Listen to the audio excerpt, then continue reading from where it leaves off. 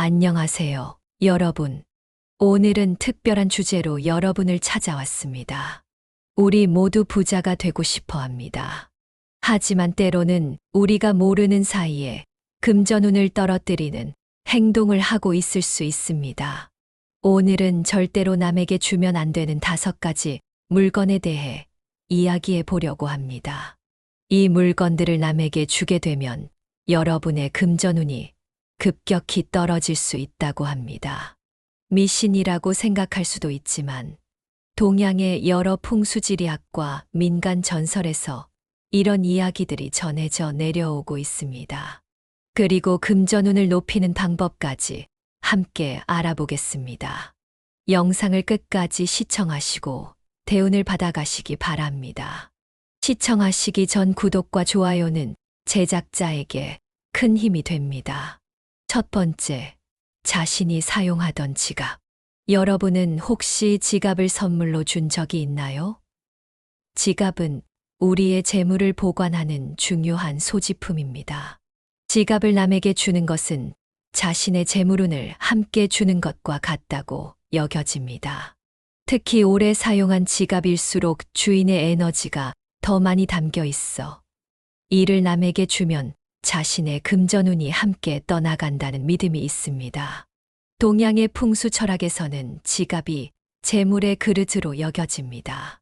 그릇이 튼튼해야 물을 담을 수 있듯이 지갑이 건강해야 재물도 잘 모인다고 봅니다. 특히 검은색과 빨간색 지갑은 재물을 모으는 기운이 강하다고 여겨집니다. 자신이 오랫동안 사용한 지갑에는 개인의 재물 에너지가 깊이 스며들어 있어서 이를 남에게 주는 것은 자신의 금전적 행운을 그대로 전달하는 것과 같습니다. 흥미로운 점은 많은 문화권에서 지갑은 비어 있으면 안 된다는 믿음이 있다는 것입니다. 지갑이 비어 있으면 재물이 들어올 자리도 없어진다는 의미에서입니다. 따라서 새 지갑을 선물할 때는 그 안에 반드시 동전이나 작은 지폐를 넣어두는 것이 좋습니다. 이는 빈 지갑을 주지 않는다는 의미로 금전운이 완전히 떠나가지 않게 하는 작은 의식입니다. 만약 새 지갑으로 교체할 때는 옛 지갑에서 새 지갑으로 옮기는 날짜와 시간도 중요하게 여겨집니다. 음력 1일과 15일이 좋다고 하며 아침 시간대에 옮기는 것이 금전운에 도움이 된다는 믿음도 있습니다. 그리고 자신이 쓰던 지갑은 버리더라도 절대 다른 사람에게 양도하지 마세요. 지갑을 잃어버리는 것도 금전운에 매우 좋지 않은 징조로 여겨집니다. 지갑을 잃어버리면 단순히 그 안에 돈만 잃는 것이 아니라 재물을 모으는 그릇 자체를 잃는 것이기 때문입니다. 특히 오래 사용한 지갑일수록 그 안에 담긴 재물 에너지가 강하기 때문에 이를 잃어버리면 금전운에 큰 타격을 입을 수 있다고 합니다. 그래서 지갑은 항상 소중히 간직하고 함부로 남에게 주지 않는 것이 좋습니다. 두 번째, 칼이나 가위 같은 날카로운 물건. 칼이나 가위와 같은 날카로운 물건을 선물하는 것은 동양 문화에서 오래전부터 금기시되어 왔습니다. 이런 물건들은 인연을 자른다는 의미를 가지고 있기 때문입니다. 하지만 금전운과 관련해서도 매우 중요한 의미가 있습니다. 날카로운 물건은 에너지를 자르고 나누는 성질을 가지고 있습니다. 자신이 사용하던 칼이나 가위를 남에게 주면 그 도구에 담긴 자신의 재물 에너지도 함께 잘려나간다고 믿어졌습니다. 풍수지리학에서는 칼과 같은 날카로운 물건이 기의 흐름을 단절시킨다고 봅니다. 재물의 흐름도 일종의 기라고 볼 때 날카로운 물건을 남에게 주는 것은 자신의 재물 기운을 끊는 행위로 해석됩니다. 특히 주방에서 사용하는 칼은 가정의 식복과 직결되어 있어 더욱 중요하게 여겨집니다. 예로부터 주방칼은 가정의 재물과 음식의 풍요로움을 상징했습니다. 이 칼을 남에게 주는 것은 자신의 식복과 가정의 풍요로움을 함께 주는 것으로 여겨졌습니다. 가위도 마찬가지로 에너지를 자르는 도구입니다. 특히 바느질에 사용하는 가위는 옷감을 재단하는 도구로 재물의 형태를 결정짓는 중요한 역할을 합니다.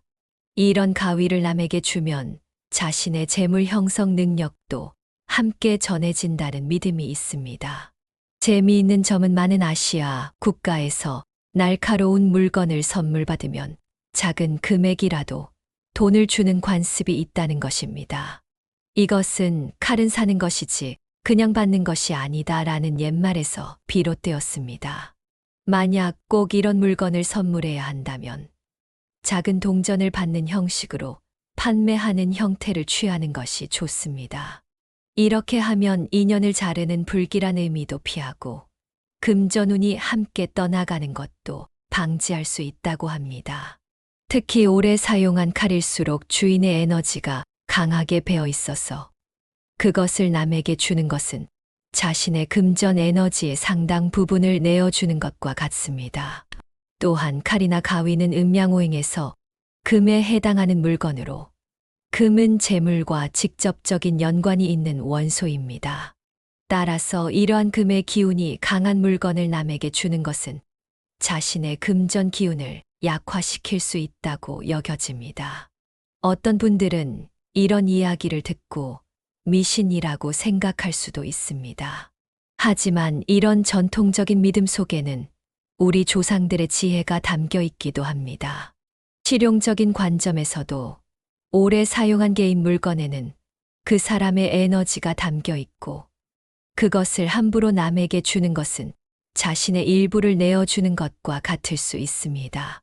세 번째, 자신이 사용하던 시계. 시계는 우리의 시간을 관리해주는 중요한 도구입니다. 특히 오래 사용한 시계는 주인의 시간 에너지와 깊이 연결되어 있다고 여겨집니다. 시계를 남에게 주는 것은 자신의 시간 운을 함께 주는 것이라는 믿음이 있습니다. 동양 철학에서는 시간과 재물이 밀접하게 연결되어 있다고 봅니다. 시간은 금이다라는 말처럼 시간 운이 떨어지면 금전운도 함께 떨어질 수 있습니다. 중국어에서는 시계라는 단어가 종말과 발음이 비슷해서 불길한 의미로 해석되기도 합니다. 시계를 주다가 종말을 주다라는 의미로 연결되어 재물의 종말, 즉 금전운의 종말을 가져올 수 있다는 믿음이 있습니다. 특히 자신이 오래 착용한 손목시계는 그 사람의 에너지와 깊이 연결되어 있어 이를 남에게 주는 것은 자신의 시간 운과 함께 금전운도 나눠주는 격이 됩니다. 시계는 우리 삶의 리듬과 직결되는 물건입니다. 우리가 일하고 쉬고 먹고 잠자는 모든 일상의 패턴이 시계와 연결되어 있습니다. 이런 일상의 리듬은 곧 우리가 재물을 모으는 패턴과도 밀접하게 연결됩니다. 규칙적인 생활 습관이 재물 형성에 도움이 되듯이 시계는 이런 규칙성의 상징입니다. 또한 시계는 그 자체로 정밀한 기계이며 시간이라는 무형의 가치를 측정합니다. 이는 우리가 무형의 가치인 돈과 재물을 측정하고 관리하는 것과 유사합니다. 따라서 시계를 남에게 주는 것은 자신의 재물 관리 능력, 즉 금전 관리 능력을 함께 주는 것으로 여겨질 수 있습니다. 과거 귀족들은 금시계나 은시계를 가문의 중요한 유산으로 대대로 물려주었습니다. 이는 시계가 단순한 시간 측정 도구가 아니라 가문의 부와 지위를 상징하는 물건이었기 때문입니다. 그렇기에 자신의 시계를 가족이 아닌 타인에게 주는 것은 가문의 부를 외부로 유출시키는 행위로 여겨졌습니다. 만약 시계를 선물해야 한다면 반드시 새 것을 선물하고 받는 사람에게 소액이라도 돈을 받는 형식을 취하는 것이 좋습니다. 이는 시간을 팔았다는 의미로 운이 함께 떠나가는 것을 방지한다는 의미가 있습니다. 또한 새 시계를 선물할 때는 시계가 멈춰 있는 상태로 주는 것이 좋습니다. 받는 사람이 직접 시계를 작동시키게 함으로써 그 시계가 새로운 주인의 시간 에너지와 연결되도록 하는 것입니다. 네 번째, 자신이 아끼면서 신었던 신발. 신발은 우리가 길을 걷고 앞으로 나아가는데 필요한 중요한 물건입니다. 풍수지리학에서는 신발이 운과 방향성을 상징한다고 봅니다. 자신이 신던 신발을 남에게 주는 것은 자신의 길운, 즉, 길을 걷는 운을 함께 주는 것과 같습니다. 특히 금전운과 관련해서는 신발이 재물을 향해 나아가는 방향성을 의미한다고 볼 수 있습니다. 우리가 신발을 신고 걸어가는 모든 장소는 어떤 면에서 우리의 재물과 연결되어 있습니다. 직장으로 가는 길, 사업 미팅으로 가는 길, 새로운 기회를 찾아가는 길. 이 모든 여정이 신발과 함께 합니다. 자신이 신던 신발을 남에게 주면 그 신발에 담긴 재물을 향한 방향성도 함께 전해진다는 것입니다. 그 결과 자신은 재물을 향해 나아가는 힘이 약해질 수 있다고 여겨집니다.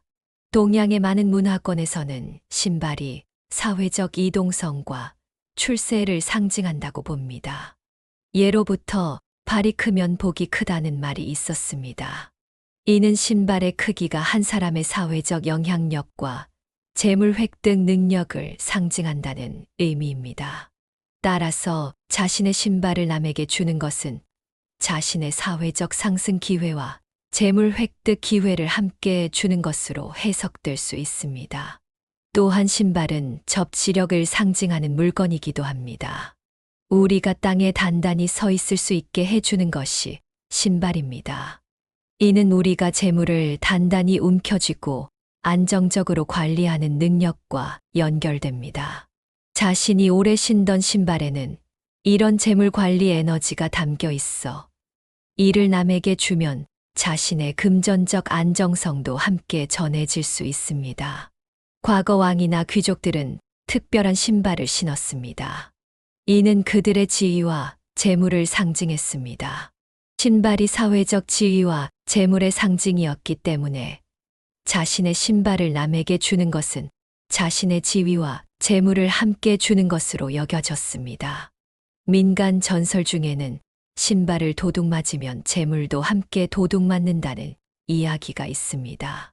특히 행운이 좋았던 시기에 신던 신발은 그 행운의 에너지가 깊이 스며들어 있어 이런 신발을 잃거나 남에게 주면 그 행운도 함께 떠난다고 합니다.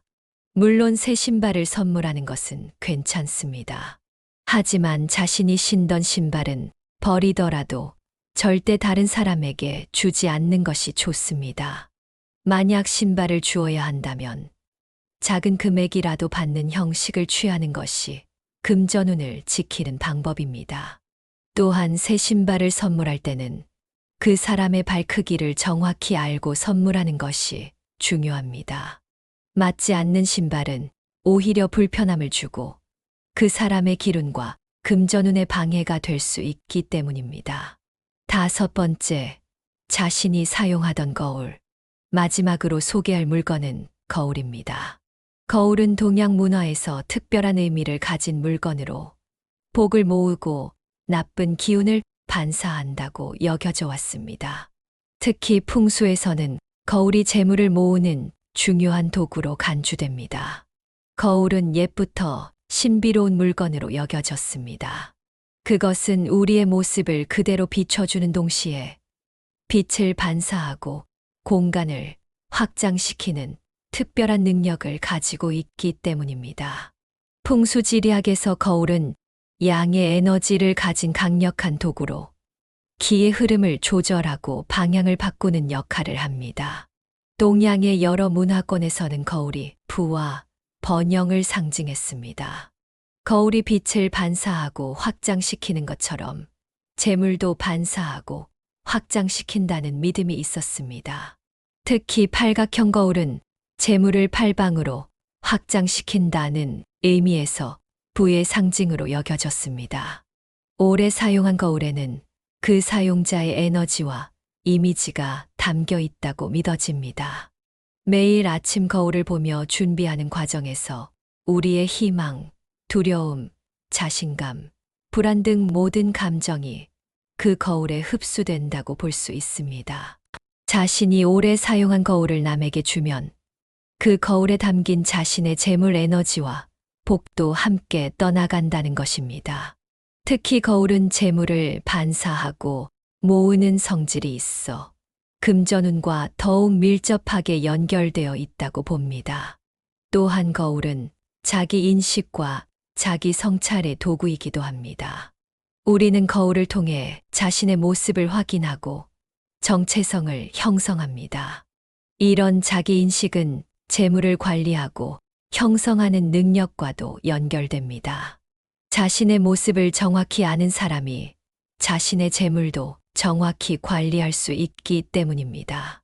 따라서 자신의 거울을 남에게 주는 것은 자기 인식과 재물 관리 능력의 일부를 함께 주는 것으로 여겨질 수 있습니다. 중국의 전통적인 풍수에서는 깨진 거울을 가지고 있는 것도 금기시되었습니다. 깨진 거울은 복이 새어나가는 통로가 될 수 있고 한 개의 이미지가 여러 개로 분산되어 재물도 분산된다고 여겨지기 때문입니다. 만약 거울이 깨졌다면 적절히 처분하고 새 거울로 교체하는 것이 좋습니다. 중요한 점은 거울은 단순한 물건이 아니라 우리 자신을 비추는 도구라는 것입니다. 그렇기에 거울을 선물할 때는 새 거울을 선택하고 가능하면 받는 사람에게 소액이라도 돈을 받는 것이 좋습니다. 이렇게 하면 운이 함께 떠나가는 것을 방지할 수 있습니다. 이제 반대로 금전운을 높이는 방법에 대해 간략히 알아보겠습니다. 첫째, 지갑을 소중히 다루세요. 지갑은 항상 깨끗하고 정돈된 상태로 유지하는 것이 좋습니다. 불필요한 영수증이나 카드는 정리하고 지폐는 액수별로 정리해 넣어두세요. 특히 빨간색이나 보라색 지갑이 금전운에 좋다고 여겨집니다. 지갑 안에는 항상 시드머니, 즉 시제금이라 불리는 절대 쓰지 않을 지폐 한 장을 넣어두는 것도 좋은 방법입니다. 이는 지갑이 완전히 비어있는 상태를 방지하고 항상 재물이 있는 상태를 유지하게 해주는 상징적인 행동입니다. 둘째, 입구에 재물을 모으는 물건을 두세요. 집이나 사무실 입구에 재물을 상징하는 물건을 두는 것도 금전운을 높이는 방법입니다. 예를 들어 금색 물고기 장식이나 재물 항아리 등이 있습니다. 동양 풍수에서는 특히 현관이 재물이 들어오는 통로라고 여겨집니다. 따라서 현관을 깨끗하게 유지하고 밝게 조명을 유지하며 좋은 에너지가 흐르도록 하는 것이 중요합니다. 현관에 복돈이나 재물을 상징하는 물건을 두면 금전운이 높아진다고 합니다. 셋째, 물을 활용하세요. 동양 풍수에서는 물이 재물을 상징한다고 봅니다. 물과 재물이 에너지적으로 연결되어 있다고 여겨집니다. 작은 분수나 어항을 집 안에 두는 것도 좋은 방법입니다. 특히 집의 재물 구역, 보통 동남쪽에 물 요소를 두면 더욱 효과적입니다. 단, 화장실이나 부엌 쪽에는 두지 않는 것이 좋습니다. 물이 항상 흐르는 분수는 재물이 계속해서 흘러들어온다는 의미가 있어 특히 좋다고 합니다. 넷째, 동전을 소중히 여기세요. 길에서 동전을 발견했을 때 무시하지 말고 주워두는 것도 금전운을 높이는 작은 실천입니다. 동전은 재물의 가장 기본적인 형태로 이를 소중히 여기는 것은 재물을 소중히 여기는 마음가짐의 표현입니다. 또한 집 안 특정 위치에 동전을 모아두는 것도 재물을 부르는 방법이라고 합니다. 특히 빨간 봉투나 그릇에 동전을 모아두면 더욱 효과적이라고 합니다. 이렇게 모은 동전은 절대 쓰지 않고 재물을 부르는 씨앗으로 여기는 것이 중요합니다. 다섯째, 긍정적인 금전 마인드를 가지세요. 어쩌면 이것이 가장 중요할 수 있습니다. 돈에 대해 긍정적인 생각을 가지고 감사하는 마음으로 소비하는 습관을 들이세요. 돈은 나쁜 것이라거나 돈은 더러운 것이라는 부정적인 생각은 무의식적으로 재물을 멀리하게 만들 수 있습니다. 대신 돈은 에너지의 흐름이라고 생각하고 그 흐름에 감사하는 마음을 가지세요. 돈이 들어오고 나가는 것을 자연스러운 흐름으로 받아들이고 항상 풍요로움을 믿는 마음을 가지는 것이 중요합니다. 매일 아침 나는 부자다, 나는 풍요롭다라고 긍정적인 말을 되뇌는 것도 금전운을 높이는 좋은 방법입니다. 오늘은 금전운에 영향을 미치는 5가지 물건에 대해 알아보았습니다. 물론 이런 이야기들이 과학적으로 증명된 것은 아닙니다. 하지만 우리 조상들의 지혜와 동양 철학에는 현대 과학으로는 설명하기 어려운 깊은 통찰이 담겨 있기도 합니다. 중요한 것은 물건 자체보다는 우리의 마음가짐과 에너지일 수 있습니다. 자신의 소중한 물건을 아끼고 감사하는 마음으로 사용하며 불필요하게 에너지를 분산시키지 않는 것.